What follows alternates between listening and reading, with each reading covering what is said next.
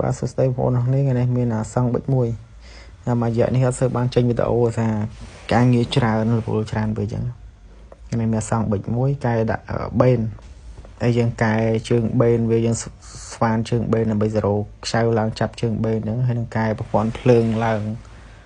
ប្រើជាមួយពួក03វិញជាមួយនឹងម៉ាញ់តូក៏យើងអត់ប្រើប្រភេទ ECU SYN ទេយើងប្រើប្រភេទ CDI វិញហើយជាមួយនឹង regulator របស់អាសង្ឃ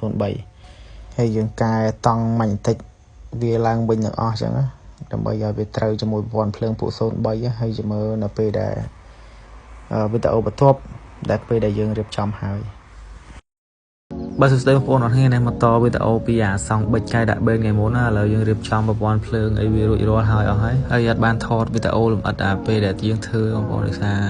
ការងារវារៀងច្រើនអញ្ចឹងធ្វើនេះបន្តិចធ្វើនោះបន្តិចឥឡូវហើយបាត់អត់មានបានថតលេងដល់ពេលអញ្ចឹងមានស្ដាប់តលេងមកអញ្ចឹង